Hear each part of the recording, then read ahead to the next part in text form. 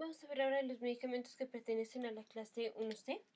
La clase 1C son medicamentos que bloquean canales de sodio en cualquier estado, puede ser el estado activado o inactivado, o el estado abierto, ese es estado cerrado. Tenemos el primer estado, es cuando esta compuerta, que es la compuerta M, está cerrada y esta compuerta, que es la H, está abierta. Este es el espacio extracelular y este es el espacio intracelular. Luego pasa a la despolarización. Cuando empieza la despolarización, esta compuerta está abierta y esta también.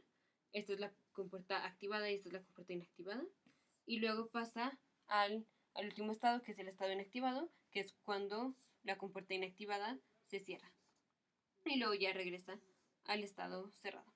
La clase 1C de los medicamentos bloquea en todas partes del canal de sodio. Tiene poco efecto en los miocitos ventriculares y en las células de Purkinje. Aquí, poco efecto.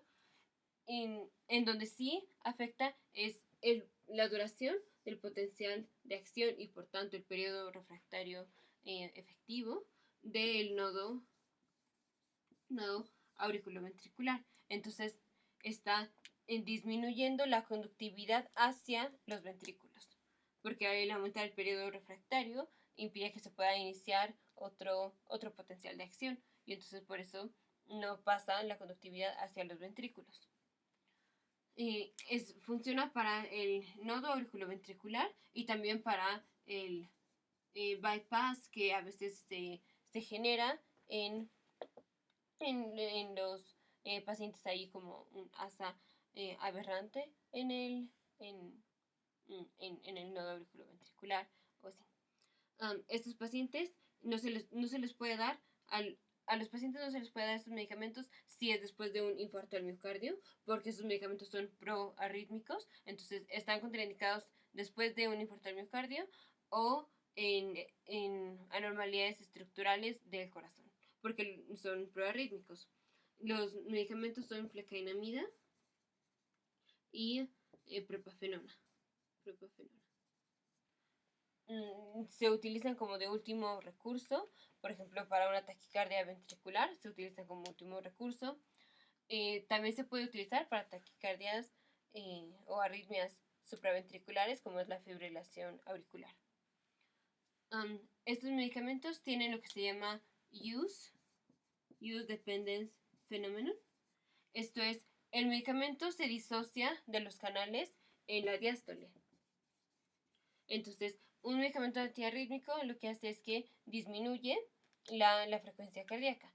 Entonces, si el paciente tiene aumento en la frecuencia cardíaca, pasa menos tiempo en diástole, y si pasa menos tiempo en diástole, el medicamento no se disocia, porque la disociación es en diástole, y si no se disocia, entonces tenemos el efecto del medicamento. Entonces, esto está muy padre, porque entonces si el paciente tiene frecuencia cardíaca, entonces el medicamento actúa más, porque no se puede disociar del canal. Ahora, entre los tres medicamentos las tres clases de medicamentos de los canales de sodio, que es la 1A, la 1B y la 1C, estos, los de clase 1C, son los que más se tardan en disociarse. En la asociación-disociación es la más lenta en los medicamentos clase 1C.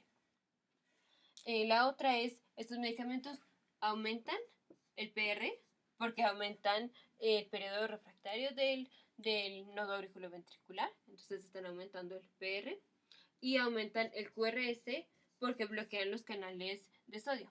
Entonces, si este es el potencial de acción de los miocitos ventriculares, no cambió mucho la duración, no cambió mucho. Cambia un poco la elevación de la fase 0, que es la despolarización. Aquí es un poco más lenta, pero la duración está completamente normal. A veces se puede alargar un poquito el QT, el intervalo QT en el electrocardiograma, pero esto es por el alargamiento del QRS por el bloqueo de los canales de sodio. Entonces, estos medicamentos están contraindicados en pacientes con isquemia o con anormalidades estructurales. Prolongan el PR y el QRS y tienen el fenómeno de use dependence, que es si la frecuencia está aumentada, el medicamento actúa más porque se disocia en diástole, y si la frecuencia está aumentada, el paciente tiene menos tiempo de diástole.